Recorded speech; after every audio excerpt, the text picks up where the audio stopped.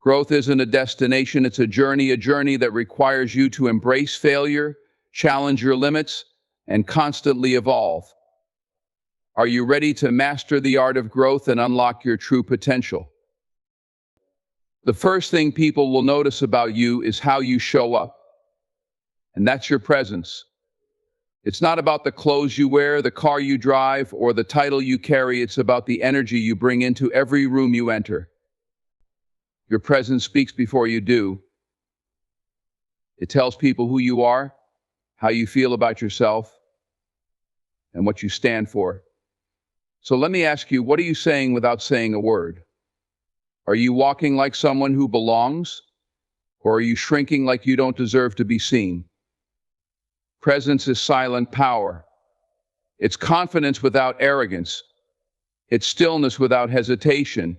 It's letting people know that you are here, you are ready, and you are enough. The way you carry yourself matters. Your posture, your movement, even your stillness, these things all create an impression. Stand tall, shoulders back, chin up. When you move, move purpose. Don't shuffle your feet or slouch as if you're unsure of where you're going.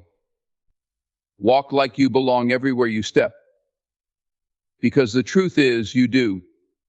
People respect those who respect themselves, and when you carry yourself with purpose, you send a message to the world: I matter. I know it, and you will know it too. It's not arrogance, it's awareness of your worth. Energy is part of your presence too. You've met people who drain the room when they walk in.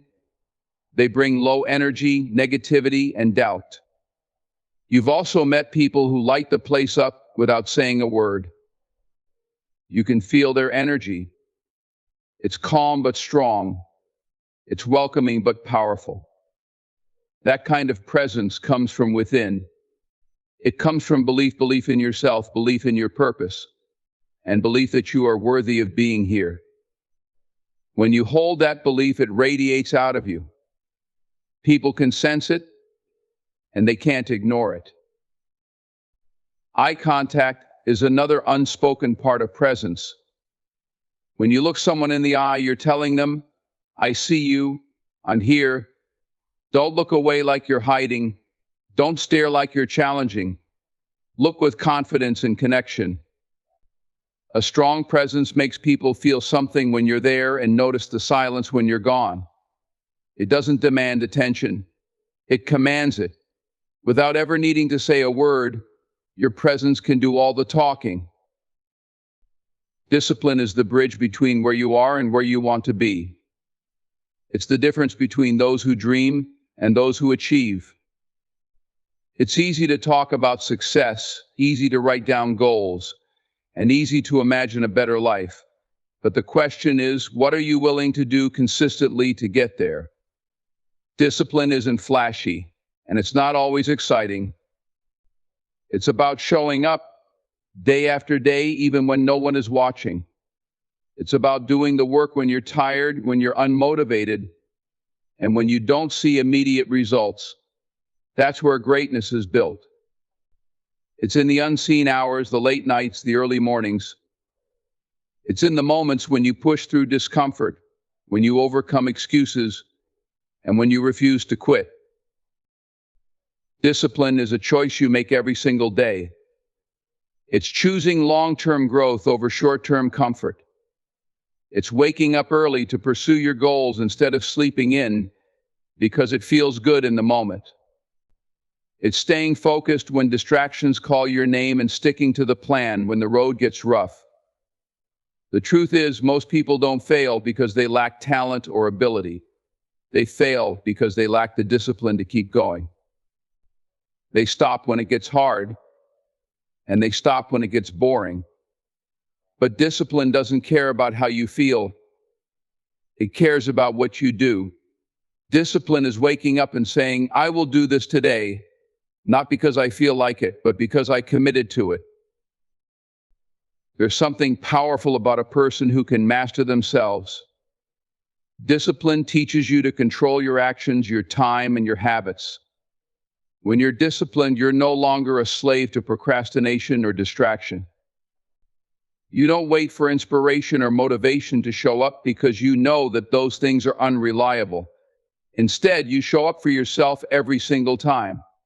And when you stack day after day of disciplined action, you build momentum. Small steps turn into big achievements, and before you know it, you've transformed your life. The disciplined person earns respect because their actions speak louder than their words. They don't just say what they're going to do, they do it. Consistently, discipline creates trust.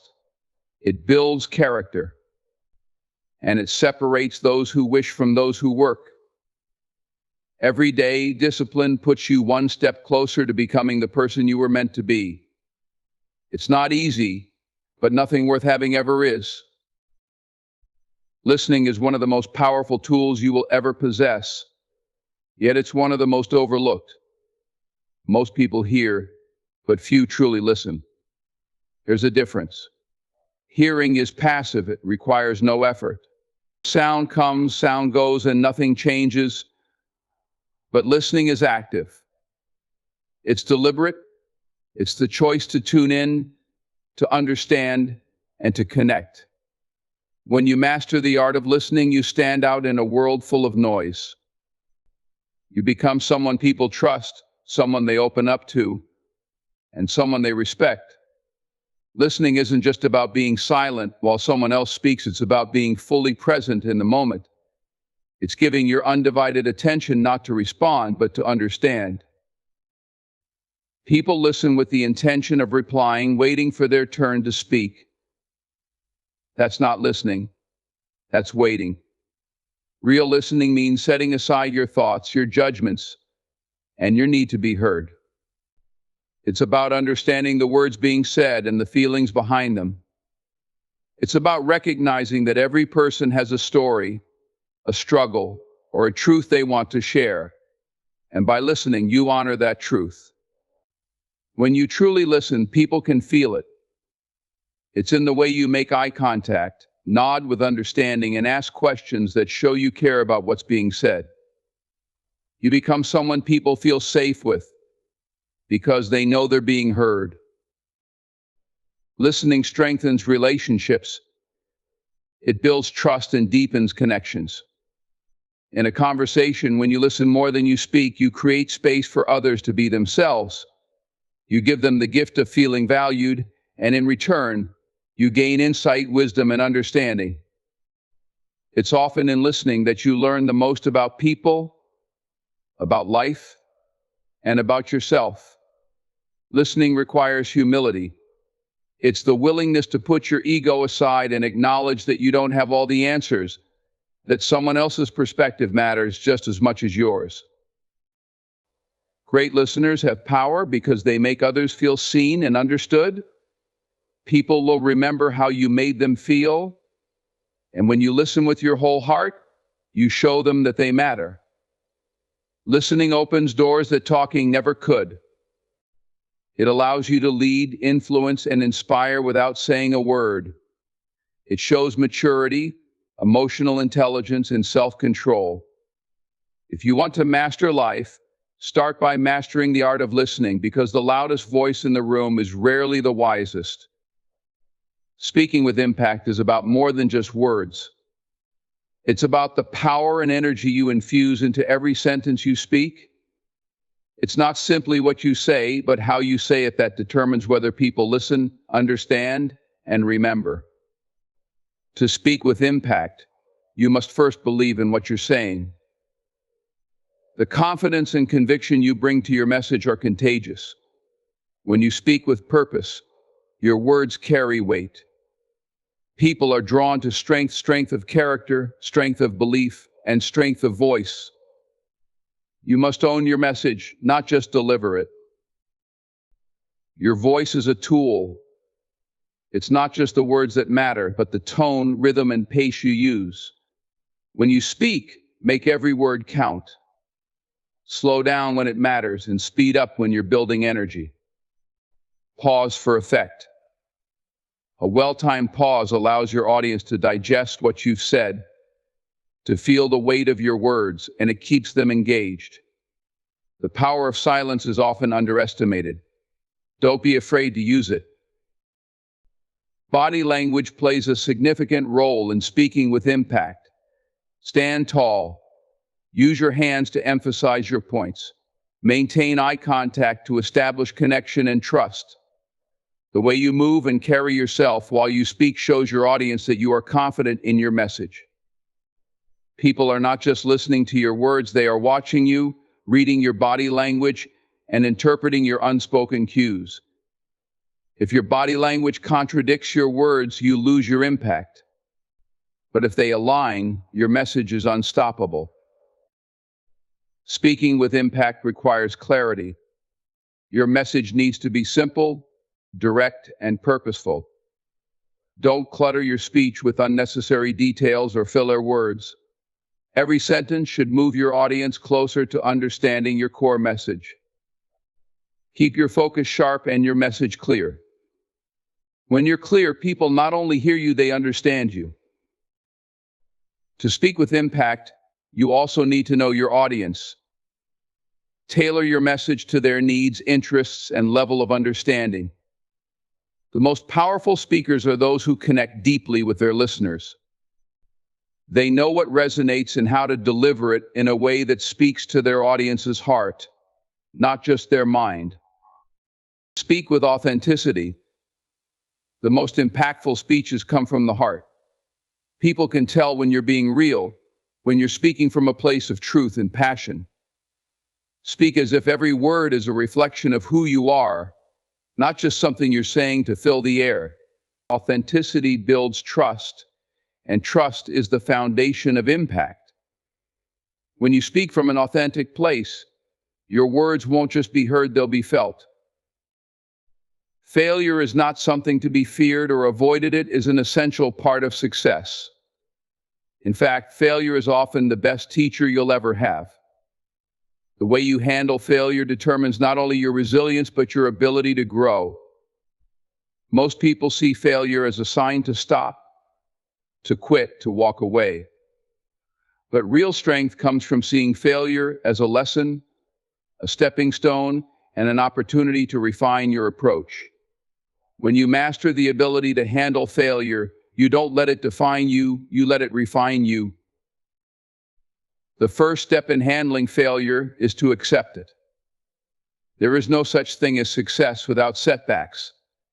Every successful person has failed at some point, and the ones who bounce back are the ones who view failure as a part of the process, not the end of the road. Instead of asking yourself, "Why did this happen to me?" ask, "What can I learn from this?" The moment you stop seeing failure as personal defeat and start seeing it as a lesson, you shift your mindset from victimhood to empowerment. It's important to give yourself permission to fail. Too often we're afraid of failure because we fear judgment or ridicule. We want to be perfect, and when we don't succeed on the first try, it feels like a reflection of our worth. But failure is not a reflection of you as a person, it's a reflection of your approach or strategy. The moment you stop judging yourself for failing, you free yourself to keep trying, to keep learning, and to keep moving forward. Resilience is key to handling failure. Resilience isn't just about bouncing back, it's about bouncing forward. It's about learning, adapting, and growing stronger from each experience. Resilience comes from persistence. When you fail, you have two choices: to stay down or to get up and keep going. The ones who succeed aren't the ones who never fail, they're the ones who keep getting back up, even when it feels tough. Another important aspect is emotional control. Failure can trigger feelings of frustration, disappointment, and anger. It's okay to feel those emotions, but it's how you respond that matters. Don't let emotions control you. Instead, use them to fuel your drive to keep going. Recognize that failure is temporary. Your emotions are a natural response, but they shouldn't dictate your actions. When you master the ability to handle failure, you become unstoppable. because you understand that every setback is simply part of the journey to success. Kindness is one of the most powerful forces you can wield in life. It doesn't just change the lives of others, it transforms your own. The act of being kind isn't about grand gestures or trying to impress people. It's about consistency, showing empathy, and choosing to uplift others, even when it's not convenient for you. Kindness is a choice, and the more you choose it, the more you begin to see its impact. It's the simple acts: listening when someone needs to talk, offering help when you don't have to, or just sharing a smile that shows someone they matter. These acts seem small, but they ripple out and create a world of difference. When you master kindness, you become a source of light in a sometimes dark world. You start to understand that kindness isn't just about being nice, it's about being genuine. Kindness isn't something you do for recognition, but because you understand its value, both for others and for yourself. When you offer kindness to someone, you're giving them a piece of yourself without expectation. The beauty of kindness lies in the way it's given freely. When you can give without needing anything in return, you open up space for deep connection and mutual respect. Kindness requires emotional intelligence. It's not always easy to be kind, especially when you're hurt, upset, or stressed. But the true power of kindness comes in how you show up for others, even when you're struggling yourself. It's the ability to recognize that everyone is fighting a battle you may not see. Kindness gives you the ability to look past someone's flaws, their attitude, or their behavior, and see them for who they truly are. It's about understanding that everyone has their own struggles and offering grace instead of judgment. Mastering kindness means recognizing its power to heal. Kindness has the ability to mend relationships, repair trust, and restore hope. It's a tool for building community, for breaking down walls, and for fostering an environment of understanding. When you're kind, you give others permission to be kind in return. Your actions create a culture of respect and compassion, and that alone can change lives. Being kind also means showing kindness to yourself. We often forget that self-compassion is an essential part of being able to offer kindness to others. If you're not kind to yourself, it's difficult to extend that same kindness outward. When you practice self-kindness, you build the resilience and emotional strength needed to be there for those who need you. Work ethic is the foundation of achievement, and mastering it requires commitment, discipline, and a relentless drive to push forward. It's about consistently showing up and giving your best, even when no one is watching, and even when things get tough. A strong work ethic is built on habits, mindset, and the understanding that success doesn't come overnight, it's earned day by day. It's not about working harder, but working smarter and showing up every single day with the intention to improve, to be better than you were yesterday. A person with a strong work ethic doesn't just do what's required, they go above and beyond. To master your work ethic, you must first master your time. Time is the most valuable asset you have, and how you use it dictates the results you get. Prioritize your tasks, break them down into manageable steps, and dedicate focused time to each one. Every minute spent procrastinating or wasting time is a minute you're not getting back. You need to create a routine that works for you, one that aligns with your goals and ambitions. Whether it's waking up early to get ahead of the day or staying late to finish what you've started, work ethic means using time effectively, not letting distractions pull you away from your goals. Another crucial part of mastering your work ethic is the ability to push through adversity. The road to success is never smooth, and challenges will come. You will face setbacks, failures, and moments when it feels easier to quit than to keep going. But when you master your work ethic, you develop resilience. You learn that failure is not permanent, that obstacles are part of the process, and that every setback is an opportunity to grow. Persistence is key. When you refuse to quit, when you keep showing up even when it feels difficult, you prove to yourself that you are capable of overcoming anything. It's also essential to take pride in your work. No matter the task, give it your full attention and do it well.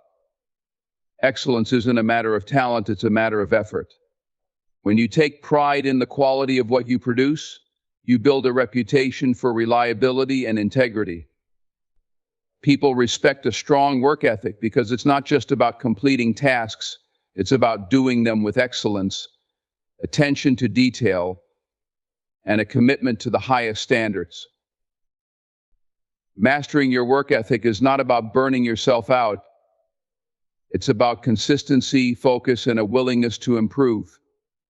It's about knowing that the work you put in today will pay off in the future, and that every small step is one closer to your goal.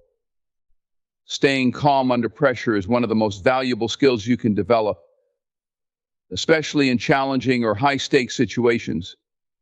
It's easy to let stress, fear, and anxiety take control when things aren't going as planned, but those who master this ability understand that calmness is a choice.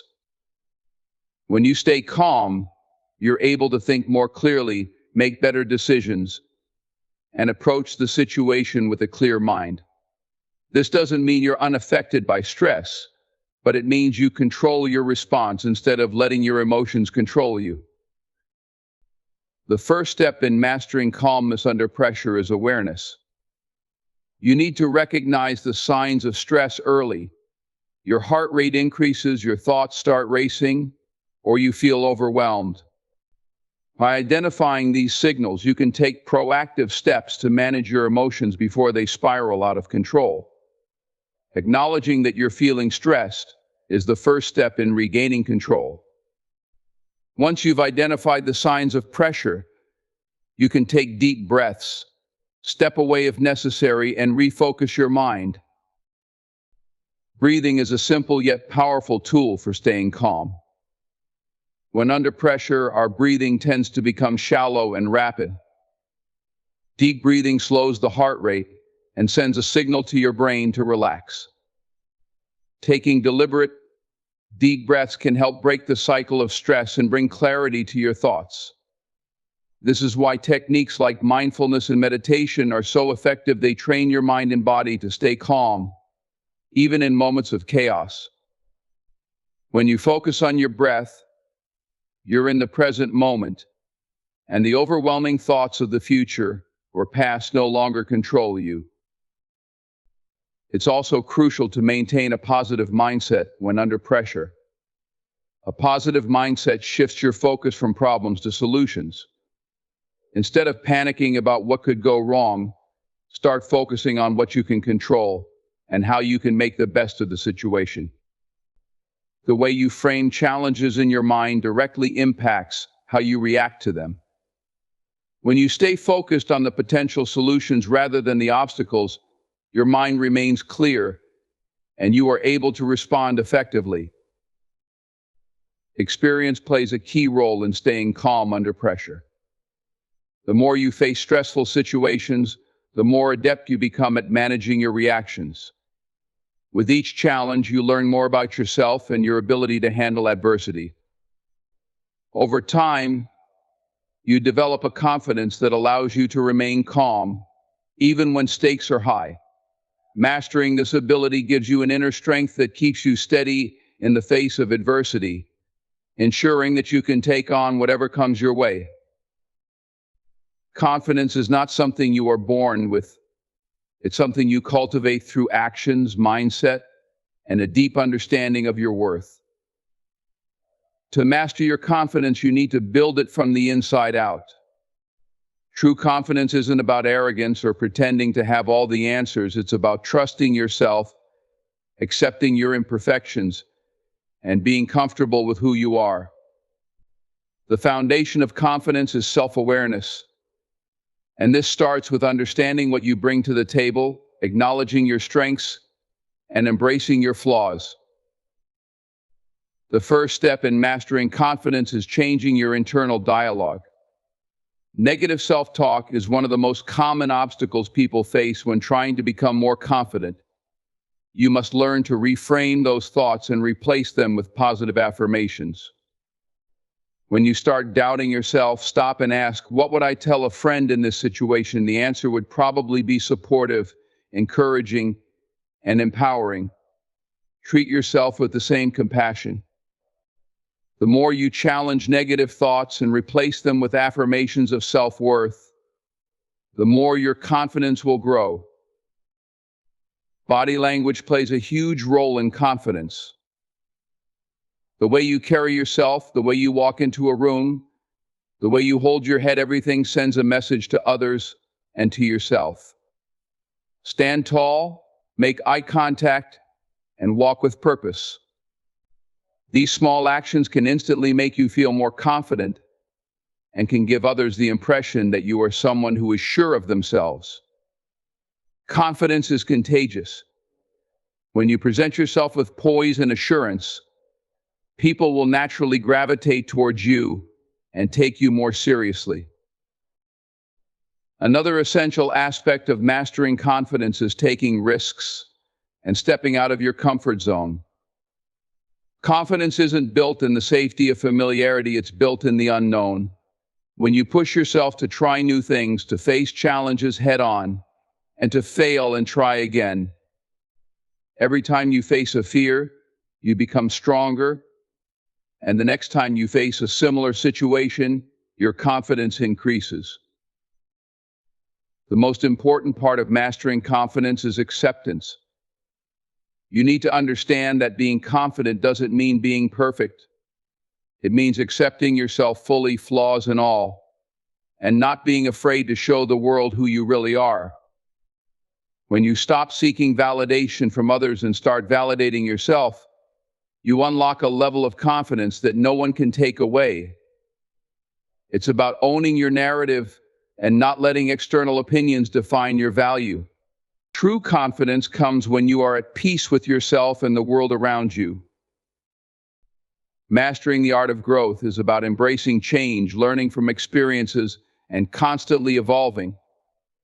Growth isn't just about acquiring new skills or achieving external success. It's about developing your mind, character, and resilience in the face of challenges. The first step in mastering growth is adopting a mindset of continuous learning. Life is full of opportunities to grow, but only if you remain open to them. This means constantly seeking knowledge, being curious, and pushing yourself to step outside of your comfort zone. Growth doesn't happen by staying in the same place. It requires you to evolve, whether it's through gaining new experiences, taking on new responsibilities, or shifting your perspective. The next essential component of growth is embracing failure. Failure isn't the opposite of growth, it's a vital part of it. When you fail, you learn. You gain insights that success alone cannot provide. The key is to view failure not as a setback, but as a lesson.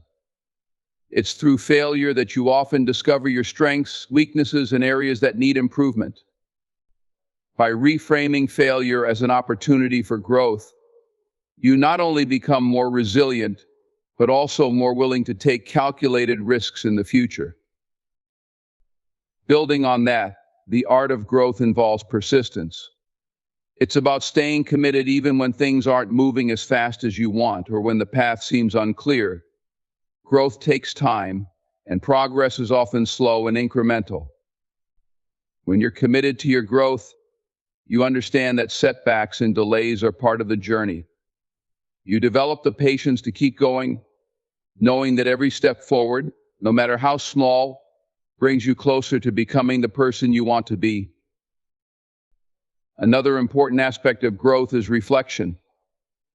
It's not enough to simply go through life and accumulate experiences. You must reflect on them. Take time to think about your successes and failures, your choices and actions. What did you learn from those experiences? How did they shape you? Reflection allows you to gain clarity, make adjustments, and continue moving forward with purpose. Without reflection, growth can become stagnant, as you're not fully understanding the lessons that life is offering. Mastering the art of growth means never settling for where you are, but constantly striving for improvement. It's about embracing challenges, learning from every experience, and staying committed to evolving into the best version of yourself.